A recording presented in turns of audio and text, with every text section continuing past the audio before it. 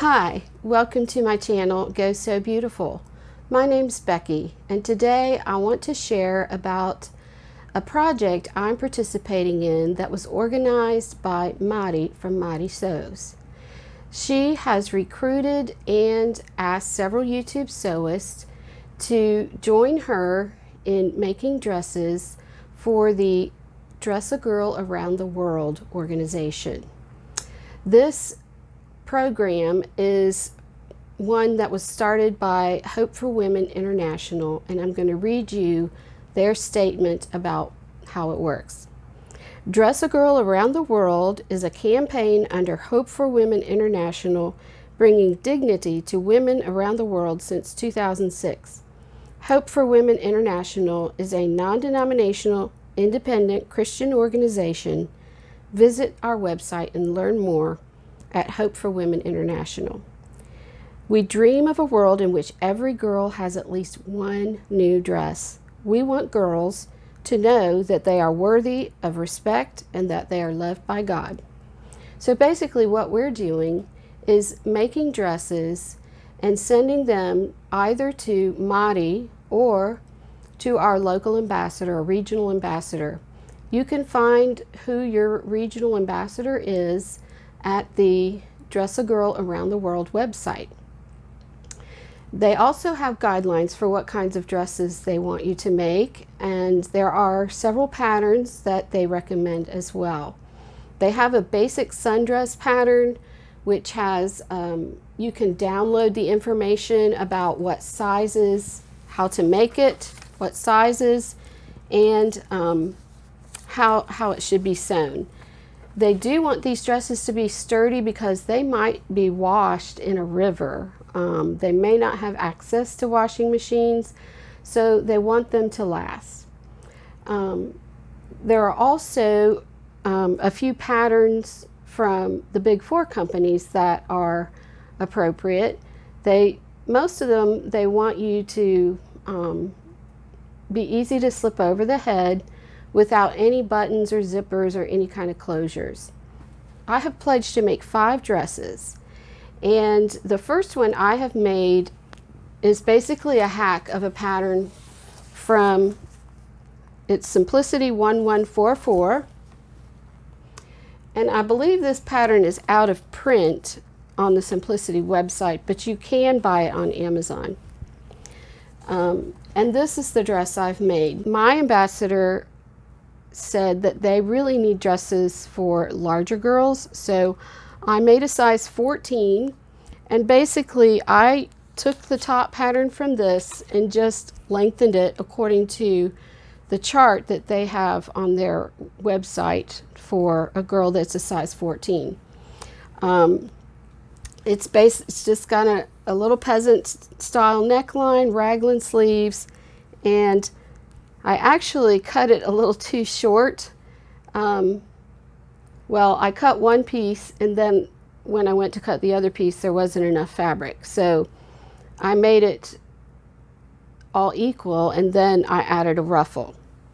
And they also suggest that you put a vent on either the side seam or the back seam for the girls that are older so that they can sit down. Now I used French seams on this, which are really easy to do, but they're not easy if you put a vent in there, but I kind of figured out a way. So I think this one's really cute. The other thing is they request that you put pockets on the dresses and that you reinforce the corners so that they don't, because they like to put a lot of stuff in them. They also want you to put a label on, which if you need labels, you can, only a few, you can request them from Madi, and she will give you her information in the video that she has shared. I'll put a link to that. So it needs to have a label on it so that anytime people see them, they will know that they are well cared for. These girls often are preyed upon by human traffickers, and this is one way that people can help fight that. These dresses go to girls all over the world, so you never know where your dress is going to end up. The next dress that I was going to make is Simplicity S9120. And again, it's just a simple little A-line dress. I'm going to make a size, cut a size 14, and I'm going to add sleeves to this one because, again, I contacted the ambassador for my region, and she said they do need some dresses with sleeves. It has a button and loop closure in the back, but I'm going to put bias tape around it and use ties. The other dresses I have decided to make are the ones that the sundress type, and I've already started on a couple. I've made the pockets. It's also a good idea to line the pockets or to make them to double the fabric so that they put lots of stuff in there. They put their treasures in there. And one thing I will say that's very important concerning the pockets is it's best if you sew them to the front before you stitch the front and back together. For this dress, I had already stitched the front and back together, and then I realized I needed to put the pockets on. Now I was able to do it because there's quite a bit of room, but it's really easier if you do it before you stitch them together. The other thing is about pocket placement. For the girls, you want to kind of estimate where the waistline is and then put it just a few inches below that. Now, with the Dress-A-Girl pattern, the sundresses, you do need to have bias tape. And I realized yesterday that I didn't have the right color bias tape for all the dresses I wanted to make. So I ran out to Walmart and I bought a few packages. The only problem is I did not buy any colors that would really match this fabric. So I'm going to make some. Now Madi from Madi Sews has also made a video about making bias tape, and it's a really good tutorial. I have another way to make bias tape, and I'm going to show you that today. Okay, so to make your own bias tape, you're going to need a piece of fabric about a ½ yard or more, and you're going to unfold it. This is a scrap I had in my stash, and I am going to turn it over with the right side up and the selvage, at least one of the selvages down here at the bottom. And then I'm going to take it and fold it so that the selvage is perpendicular. Selvage edge is perpendicular to this edge down here. So now I've got a nice bias fold here, and I'm going to turn it about a quarter of a turn and line up this fold with a straight edge on I've got a cutting mat here that's got a grid on it. If you've got a yardstick or any kind of straight edge, you just want to line this folded edge up with something straight. Now I like to use a rotary cutter, but if you want to use scissors, you can use those as well. And for the extra wide double fold binding, you're going to need 2-inch strips. So basically what I'm going to do is put my straight edge up at well, you can start really anywhere. I'm going to start up here and just line it up with this corner, and I'm going to make a cut. If you're using scissors, you would draw a line. And again, with the rotary cutter, you can do one one line at a time. If you're doing scissors and drawing your lines, I would draw all your lines on first and then cut. So I've made one cut here. Now I'm going to line up my straight edge with that cut that I just made and I'm going to move it over so that I have 2 inches. So I'm going to cut another strip,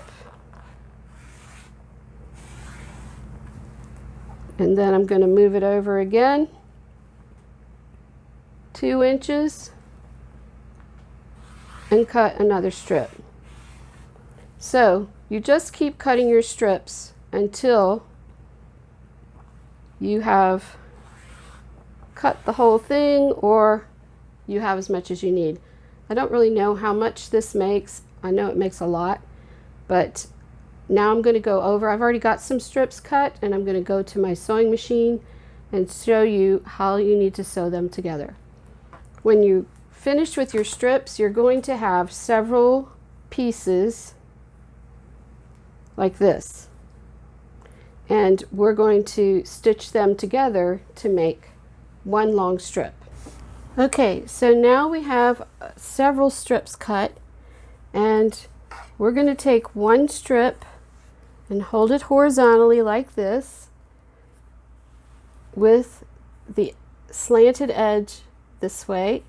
Then we're going to take another strip and hold it perpendicular to that and line those edges up so that you have a right angle here, and we're going to stitch a seam right across this edge here, and we're only going to use about 1/8 of an inch of a seam. Now this can seem kind of tricky, but you just want to make sure you have these edges at an angle, and this needs to be at a right angle.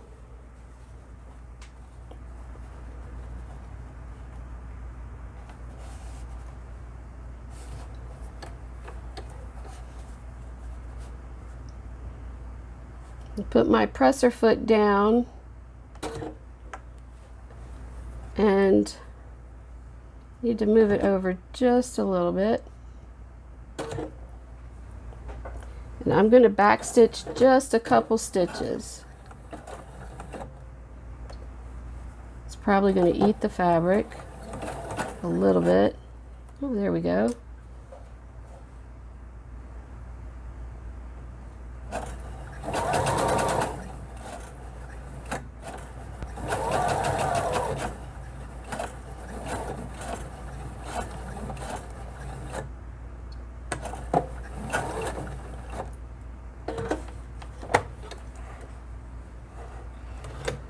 So now we have a seam here, and when you unfold it, you've got one long continuous strip, and now we can go to the iron and fold it into our bias tape.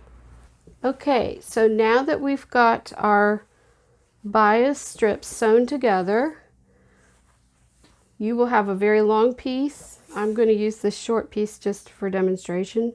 We're going to press open that seam,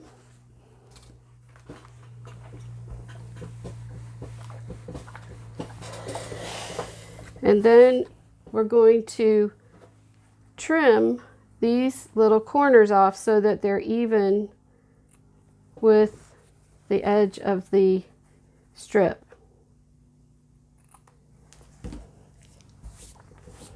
And then if your tape is wrinkled, go ahead and give it a little bit of a press.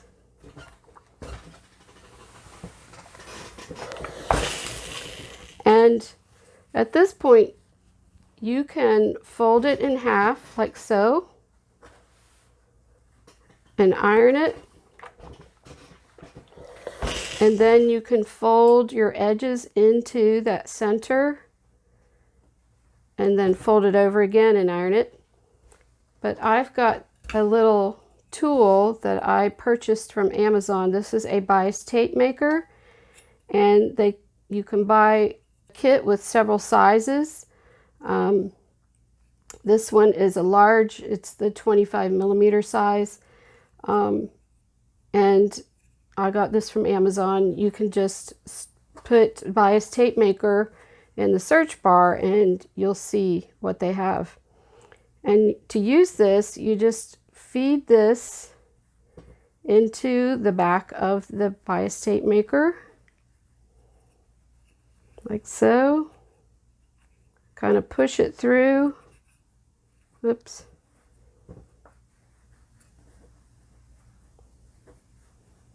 Until you see the edge coming out. And I'm going to turn this around because I'm left-handed. So as it comes through, the edges are kind of curled together like so. And then you can just iron it down. Oops, not like that.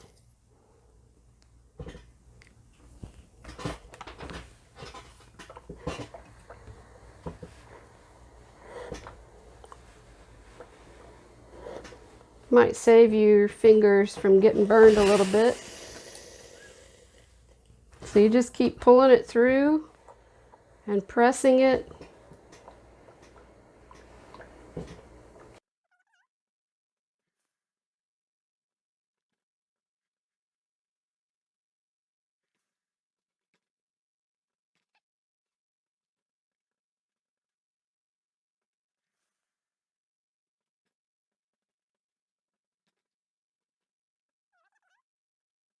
You're going to take your strip and fold it together and press it again.